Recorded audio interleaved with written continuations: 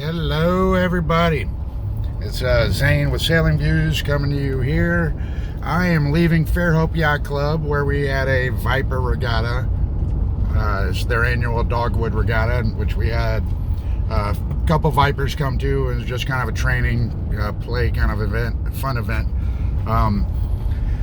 So I'll go from Vipers to J22s.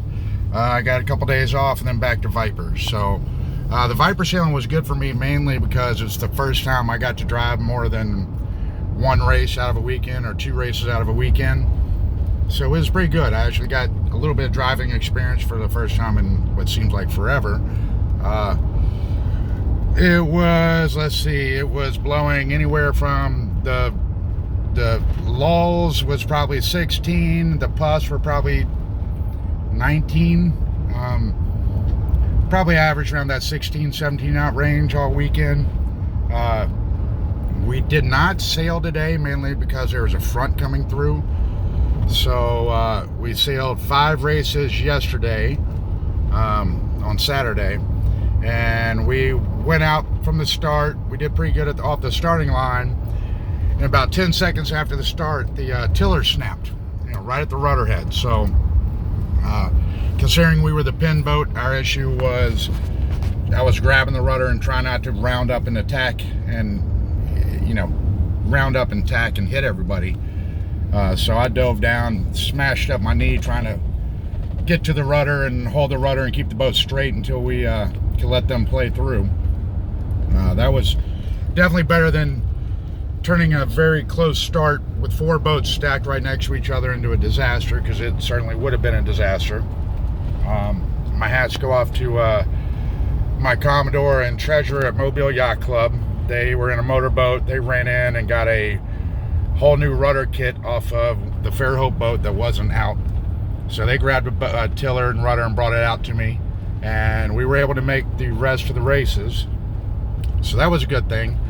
The rest of the races were pretty fun. They were pretty close, a lot of lead swaps, but we ended up with what was 3 first and a second and the rest of the races. So that was pretty good. Eddie Adams from Pensacola with his brother Rob and God dog it, Booth. I don't know, they had a good team, and they sailed pretty well and relatively consistently.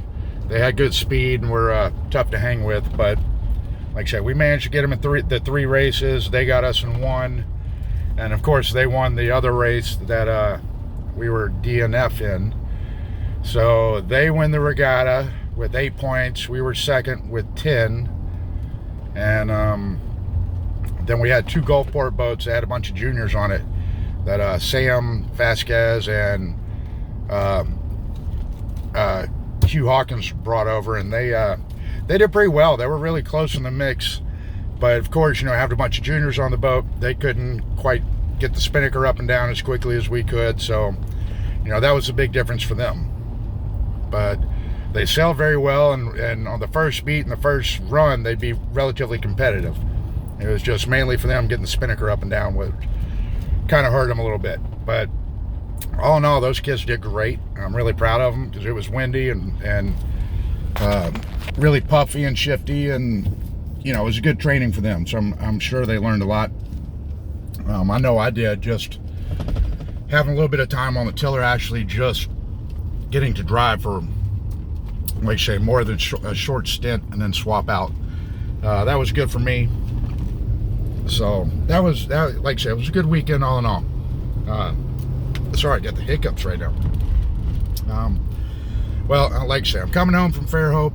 Gonna go cook some dinner, see the kids, beat the kids soundly, make sure they're happy and behaving, which they are, so I don't really beat them, but that's the fun joke I always play.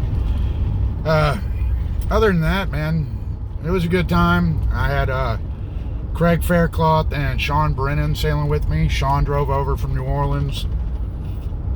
We've never sailed together, so that was good to be on a boat together for the first time. He's an amazing sailor, just like all the Brennans are. Did his job well, did it quickly, good attitude, good guy. And then Craig, he's had a Viper for years. He's not used to doing middles, but we stuck him in middle. He's used to driving, so it was kind of change of pace for him. But, you know, it was a good crew. We had fun.